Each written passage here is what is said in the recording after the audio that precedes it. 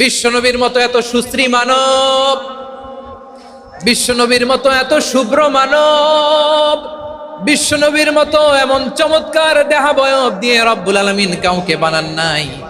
এরকম চমৎকার মানুষটাকে তারা তায়েফের ওই জমিনে রক্তাক্ত করেছে। বিশ্বনবী দুনিয়ার কোনো স্বার্থের জন্য সেখানে যান নাই, নিজের কোনো লাভের জন্য, প্রাপ্তির জন্য যান নাই। তায়েফবাসীদের জাহান্নামের আগুন থেকে বাঁচাতে গিয়েছেন, ঠিক কিনা বলেন? খেয়ে না খেয়ে দিন প্রচারের কাজে নিজেকে দিয়েছ বিলিয়ে। তায়েফের কাফিরেরা চিনল না সে আলো, দুষ্ট ছেলেদের পিছু দিল লেলিয়ে। পাথরের আঘাতে ক্ষত বিক্ষত হয়ে সারা শরীর থেকে রক্ত ঝরে। এ রাসূল তোমাকে ভুলি আমি কেমন করে, এ রাসূল তোমাকে ভুলি আমি কেমন করে। পারেন না আপনারা? ধরুন আমার সাথে। হাজার ব্যথা বেদনার পরে ফিরে আসনি তুমি আপন ঘরে। দিনের আলো তুমি ছড়িয়ে দিতে চলে গেলে মদিনায় মক্কা ছেড়ে।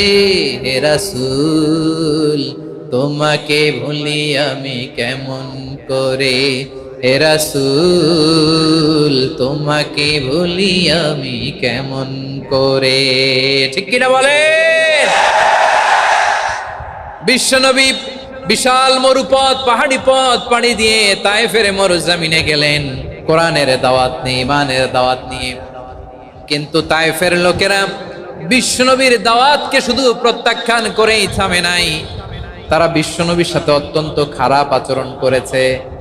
বিশ্বনবীকে শারীরিকভাবে হেনস্থা করেছে, আমার নবীকে শারীরিকভাবে অত্যাচার করেছে, আমার পেয়ারা নবীর গায়ে পাথর মেরেছে, বিশ্বনবীর গা বেয়ে ঝরঝর করে রক্ত ঝরেছে, নবী জামিনের মধ্যে লুটিয়ে পড়েছেন, আবার মেরেছে, আবার নবী হাঁটতে শুরু করলেন, পেছন থেকে আবার মেরেছে, আবার নবী রক্তাক্ত হয়ে জামিনের মধ্যে লুটিয়ে পড়লেন, আবার মেরেছে। বিশ্বনবীর মতো এত সুশ্রী মানব, বিশ্বনবীর মতো এত শুভ্র মানব, বিশ্বনবীর মতো এমন চমৎকার দেহাবয়ব দিয়ে রব্বুল আলামিন কাউকে বানান নাই। এরকম চমৎকার মানুষটাকে তারা তায়েফের ওই জমিনে রক্তাক্ত করেছে। বিশ্বনবী দুনিয়ার কোনো স্বার্থের জন্য সেখানে যান নাই, নিজের কোনো লাভের জন্য, প্রাপ্তির জন্য যান নাই। তায়েফবাসীদের জাহান্নামের আগুন থেকে বাঁচাতে গিয়েছেন, ঠিক কিনা বলেন? প্রিয় ভাইরা, তায়েফের ছেলেরা নবীকে রক্তাক্ত করলো।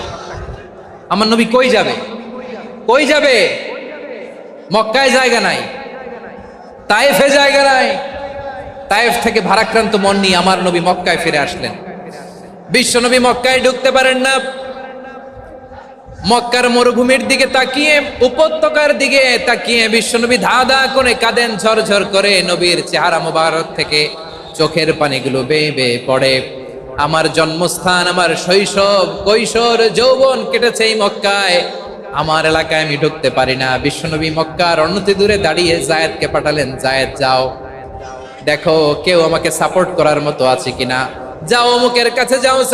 জায়েদ গেলেন, তারাও প্রত্যাখ্যান করে ফিরিয়ে দেয়। বিশ্বনবী বললেন যাও অমুক লোকের কাছে যাও, তিনিও প্রত্যাখ্যান করে ফিরিয়ে দিলেন। কেউ বিশ্বনবীকে আশ্রয় দিতে রাজি হয় না।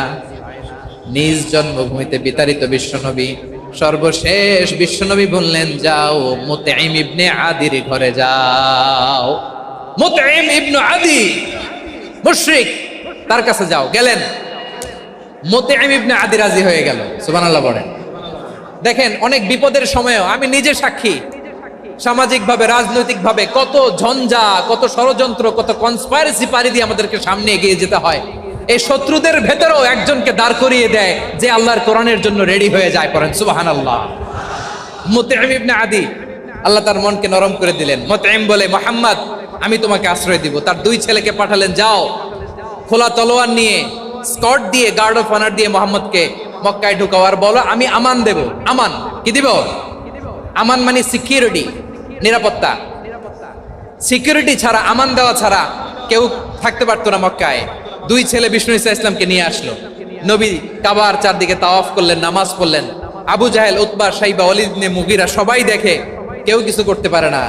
কারণ মুতঈম ইবনে আদি ঘোষণা দিয়েছেন, আমি মুহাম্মদকে আমান দিয়েছি, মুহাম্মাদের গায়ে যেন কেউ স্পর্শ না করে। আওয়াজ করে পড়েন সুবহানাল্লাহ। নবীর এই বিপদকালে মুহূর্তে মুতঈমের হৃদয়টারে নরম করে দিল কে? আচ্ছা, লালমনিরহাটের ভাইয়েরা বলেন, এই মুতঈম কি মুসলিম ছিল না মুশরিক? সবাই বলতে হবে, মুসলিম না মুশরিক?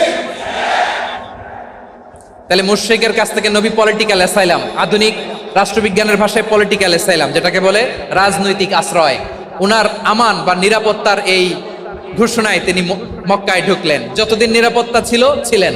মুতিম যখন মারা গেল, বিষ্ণু ঈসা ইসলাম হিজরত করে মদিনায় চলে গেলেন। সুবহানাল্লাহ। কিন্তু মুতিম যে বিশ্বনবীর উপকার করছে, এটা বিশ্বনবী ভুলে নাই। আমাদের অনেকে আছে, উপকার করার পরে আর খেয়াল থাকে না, খাওয়ার পরে গলা দিয়ে নামলে আর খেয়াল থাকে না। এরকম আছে না নাই? আমার নবী ভুলে নাই। বদরের প্রান্তরে 70 জন কাফেরকে যখন বন্দী